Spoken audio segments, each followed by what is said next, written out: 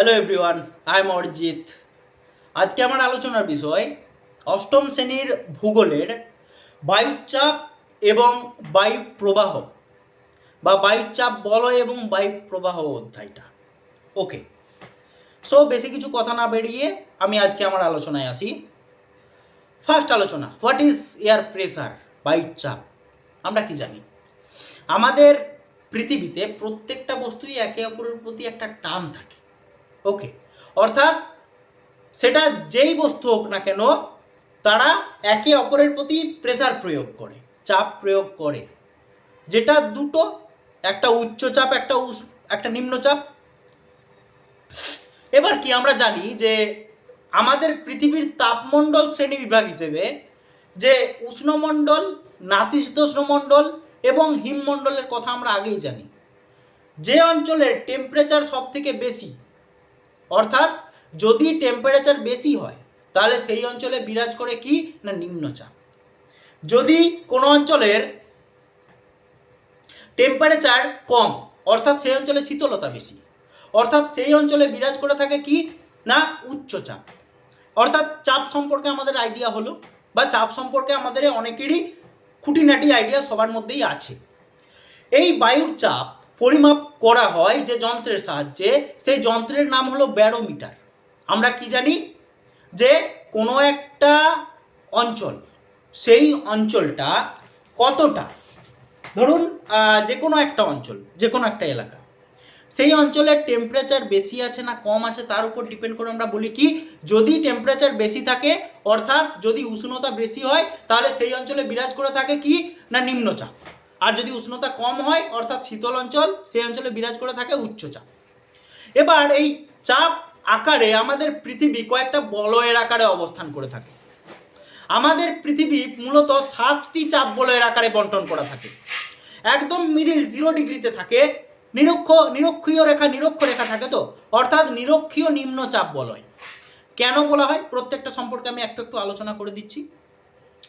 কেন নিরক্ষীয় অঞ্চলটাকে নিম্নচাপ বলয় কেন বলা হয়? আমরা কি জানি যে সূর্য সারা বছর লম্বভাবে কিরণ দেয় ওই নিরক্ষীয় অঞ্চলে, অর্থাৎ সারা বছর লম্বভাবে কিরণ দেওয়ার কারণে ওই অঞ্চলের টেম্পারেচার থাকে হাই, অর্থাৎ টেম্পারেচার হাই থাকার কারণে সেই অঞ্চলে বিরাজ করে থাকে নিম্নচাপ। অর্থাৎ ওই অঞ্চলে যে সকল জলীয় বাষ্পটা থাকে, যে জলীয় বাষ্প, সেই জলীয় বাষ্প আর্দ্র অবস্থায় থাকে, অর্থাৎ সব সময় ভিজে অবস্থায় থাকে। অ্যান্ড নেক্সট, এই অঞ্চলের আরেকটা কিছু বৈশিষ্ট্যের মধ্যে এই অঞ্চল অর্থাৎ এই নিরক্ষীয় অঞ্চলে ডোলড্রামস বা শান্ত বলয়, অর্থাৎ কি প্রাচীনকাল আমরা কি জানতাম যে যারা নাবিকরা তারা পালতোলা জাহাজে করে কি করতো, বাণিজ্য করতে যেত। এবার বাণিজ্য করতে গিয়ে ওই নিরক্ষীয় অঞ্চলের ওখানে তাদের জাহাজ আটকে যেত, কারণ সেখানে বায়ু প্রবাহের মাত্রা কম, সেখানে বায়ু ধীর গতিতে প্রবাহিত হয়। সেই কারণে কি হয় না সেখানে আটকে যেত বলে সেই অঞ্চলটার নাম ডোলড্রামস বা যেটা নিরক্ষীয় শান্তা বলয় নামে পরিচিত। অ্যান্ড নেক্সট, কর্কটীয় এবং মকরীয় অঞ্চল। এবার কি তাহলে ফার্স্ট নিরক্ষীয় নিম্নচাপ গেল, অ্যান্ড নেক্সট যেটা আসছে সেটা হচ্ছে কর্কটীয় উচ্চচাপ এবং মকরীয় উচ্চচাপ বলয়। অর্থাৎ কর্কটীয় উচ্চচাপ বলয় অর্থাৎ সেখানে শীতল, অর্থাৎ আমরা কি জানি যে সূর্যরশ্মি সারা বছর সব জায়গায় সমানভাবে কিরণ দেয় না, কোথাও কম আবার কোথাও বেশি। যে জায়গায় সূর্যরশ্মি সারা বছর বেশিভাবে কিরণ দেয়, লম্বভাবে কিরণ দেয়, সেই অঞ্চলে নিম্নচাপ বিরাজ করে। যে অঞ্চলে সোলার সিস্টেম একটু অন্যরকম, অর্থাৎ সেখানে সূর্যরশ্মি সারা বছর লম্বভাবে পড়ে না, অথবা পৃথিবীতে এমনও কোনো অঞ্চল আছে যে অঞ্চলে সূর্যরশ্মি সারা বছর পড়েই না, সেই অঞ্চলটাতে উচ্চচাপ বিরাজ করে। এবার কর্কটীয় অঞ্চলের একটা গুরুত্বপূর্ণ বৈশিষ্ট্যের মধ্যে কর্কটীয় মকরীয় অশ্বক্ষাংশ। আমরা জানি অশ্বক্ষাংশ কি না, পালতোলা জাহাজে করে আমরা কনসেপ্টটা আগেই পেয়েছি। কি হতো না এই অঞ্চলে অর্থাৎ নিরক্ষরেখার ওপর দিকে বা নিচের দিকে, ওখানে জাহাজ করে চলাচলের সময় জাহাজটা যেত মাঝ রাস্তায় আটকে। এবার সেই জাহাজে থাকতো জাহাজ ভর্তি ঘোড়া ব্যবসা বাণিজ্য করত বাণিজ্যের জন্য। এবার যখন মাঝ রাস্তায় অর্থাৎ মাঝ সমুদ্রে টানা 10 থেকে 12 দিন 15 দিন একটা জাহাজ আটকে থাকার কারণে তাদের জলের সংকট দেখা দিত, তাদের খাবারের সংকট দেখা দিত। এই সব কারণে কি করত, ওই জীবন্ত ঘোড়াগুলিকে তারা সমুদ্রের জলে ফেলে দিত। তার কারণ কি, তাতে যদি তাদের জাহাজটা হালকা হয়, এবং হালকা হওয়ার পরে কি হয়, হালকা হওয়ার ফলে তাদের জাহাজ যাতে সেই স্থান থেকে বেরিয়ে যেতে পারে। সেই কারণে সেই অঞ্চলটাকে অশ্ব অক্ষাংশ বলা হয়। অ্যান্ড সুমেরুবৃত্ত প্রদেশীয় নিম্নচাপ বলয়, কুমেরুবৃত্ত প্রদেশীয় নিম্নচাপ বলয়। প্রথম কথা, আমরা কি জানি যে বায়ু প্রবাহ, আমাদের পৃথিবী পৃষ্ঠে বায়ু প্রবাহ, যেটা কোরিওলিস বল আর কেন্দ্র বহির্মুখী বল বা সেন্ট্রিফিউগাল ফোর্স, এই দুটো বলের ওপর নির্ভর করে বায়ু প্রবাহ পরিচালিত হয় পুরো পৃথিবীতে।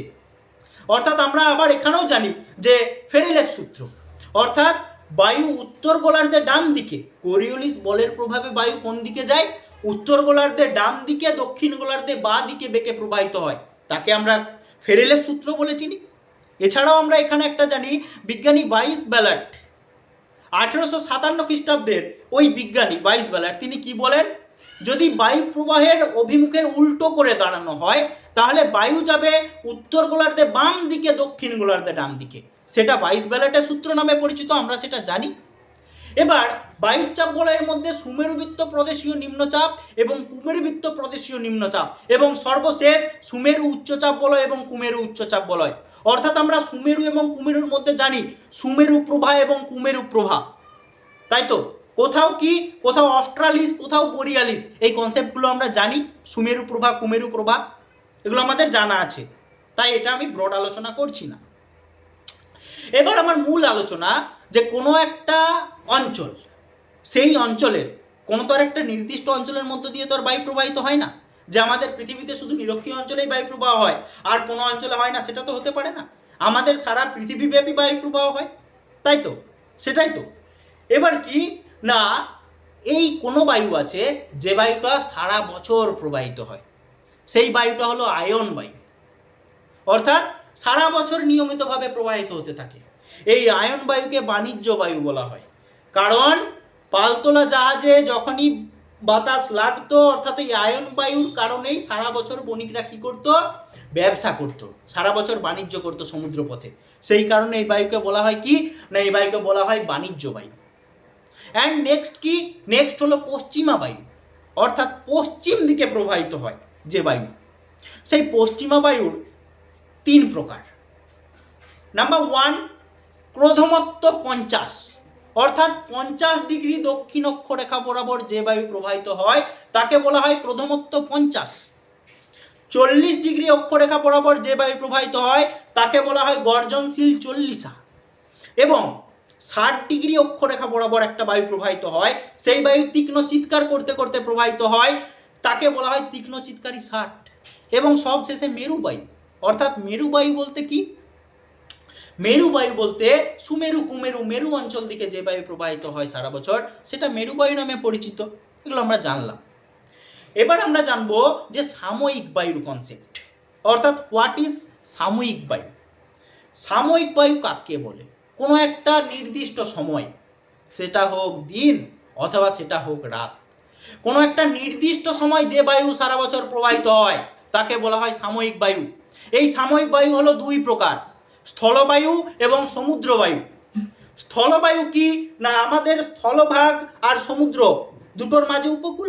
যখন দিনের বেলা আমাদের স্থলভাগের বাতাস থাকে গরম, তার কারণ কি, আমাদের স্থলভাগের মানুষের কাজকর্ম, যানবাহন, কলকারখানা, বিভিন্ন কাজকর্ম প্রভৃতি কারণের কারণে কি হয় না, সমুদ্রের উষ্ণ বাতাস, স্থলভাগের উষ্ণ বাতাস সমুদ্রের দিকে প্রবাহিত হতে থাকে, সেটা নামে স্থলবায়ু নামে পরিচিত। অ্যান্ড সমুদ্রবায়ু কি না, রাত্রের বেলা সমুদ্রের ঠান্ডা বাতাস স্থলভাগের দিকে প্রতিনিয়ত প্রবেশ করতে থাকে, তাকে বলা হয় সমুদ্রবায়ু। এবার আমরা জানবো স্থানীয় বায়ু সম্পর্কে আইডিয়া। স্থানীয় বায়ু কি, সাপোজ কোনো একটা নির্দিষ্ট অঞ্চল, সেই অঞ্চলেই সেই বায়ুটার নামকরণ ওটা, অর্থাৎ আমরা কি জানি যে লু, আধি, এগুলো হচ্ছে রাজস্থান। আমাদের পশ্চিমবঙ্গে কালবৈশাখী, সাহারা মরুভূমিতে হারমাট্টান, সিরক্কো, এছাড়াও খাসমিন, বোরা, মিস্ট্রাল, ফন, বিভিন্ন, এগুলো হচ্ছে স্থানীয় বায়ু, অর্থাৎ নির্দিষ্ট স্থানে নির্দিষ্ট নাম। অ্যান্ড নেক্সট অ্যানাবেটিক বায়ু এবং ক্যাটাবেটিক বায়ু। আমরা বৈপরীত্য উষ্ণতা শুনেছি। আমরা কি জানি আমাদের বায়ুমণ্ডলের প্রথম স্তর অর্থাৎ ট্রোপোস্ফিয়ার, এই ট্রোপোস্ফিয়ারের প্রতি কিলোমিটার উচ্চতা বৃদ্ধিতে 6.5 ডিগ্রি সেলসিয়াস হারে টেম্পারেচার কমতে থাকে। এই ঘটনাটাকে আমরা স্বাভাবিক উষ্ণতার হ্রাস হার বা নর্মাল ল্যাপস রেট বলে চিনি। এই ঘটনাটার বিপরীত ঘটনা যখন হয়, অর্থাৎ উচ্চতা বাড়ার সাথে সাথে উষ্ণতা কমার পরিবর্তে যখন উষ্ণতা বাড়তে থাকে, তখন তাকে আমরা কি বলে চিনি? তখন তাকে আমরা বলে চিনি যে বৈপরীত্য উষ্ণতা। অর্থাৎ এই কনসেপ্টের ক্ষেত্রে দুটো বায়ু প্রবাহ, একটা হলো ক্যাটাবেটিক উইন্ড আর একটা হলো anabatic wind. What is this? কাকে বলে? দিনের বেলা প্রখর সূর্যের তাপে বাতাস গরম হয়ে হালকা হয়ে ওপরের দিকে, পাহাড়ের গা বেয়ে ওপরের দিকে উঠতে থাকে, তাকে বলা হয় অ্যানাবেটিক বায়ু। আর রাত্রের বেলা বাতাস কি হয় না, রাত্রের বেলা বাতাস ঠান্ডার কারণে ভারী হয়। এবার ঠান্ডার কারণে ভারী বায়ু হওয়ার কারণে সেই বায়ু পাহাড়ের গা বেয়ে নিচের দিকে নামতে থাকে, তাকে বলা হয় ক্যাটাবেটিক বায়ু। অর্থাৎ অ্যানাবেটিক বায়ু, ক্যাটাবেটিক বায়ুর কনসেপ্ট আমাদের মাথায় ঢুকলো। নেক্সট হলো আকস্মিক বায়ু, অর্থাৎ হঠাৎ কোনো একটা গোলযোগ সৃষ্টি হলো, কোনো একটা গোলযোগ সৃষ্টি হওয়ার কারণে সেখানে একটা বৃষ্টিপাত, কোনো একটা মেঘাচ্ছন্ন কন্ডিশন তৈরি হয়ে গেল, সেটা হলো আকস্মিক। অর্থাৎ এই আকস্মিক বায়ু প্রবাহ হলো দুই প্রকার। নাম্বার ওয়ান ইজ ঘূর্ণবাত অ্যান্ড নাম্বার টু প্রতীপ ঘূর্ণবাত। আমরা সবাই জানি ঘূর্ণবাত কি বা সাইক্লোন কি। যখন সমুদ্র জলের টেম্পারেচার থাকে 27°C এবং সেখানে কেন্দ্রে অবস্থান করে নিম্নচাপ, এছাড়াও কোরিওলিস বল বা লিন তাপ প্রভৃতির কারণে যখন সমুদ্রে একটা গোলযোগ সৃষ্টি হয়, একটা চক্রাকার আবর্তিত গোলযোগ সৃষ্টি হওয়ার কারণে কি হয়, সেখানে তৈরি করে সাইক্লোন, যেটা ঘড়ির কাঁটার দিকে না, সরি, যেটা হবে সাইক্লোন সেটা হচ্ছে ঘড়ির কাঁটার দিকে, আর যেটা অ্যান্টি সাইক্লোন সেটা ঘড়ির কাঁটার বিপরীতে। এবার সাইক্লোন কনসেপ্টে কি না, কি হয় যখন এই সাইক্লোন একটা সৃষ্টি হয়, সেই সাইক্লোন সৃষ্টি হওয়ার পর যখন উপকূল ভাগে এসে ধাক্কা দেয়, তারপরে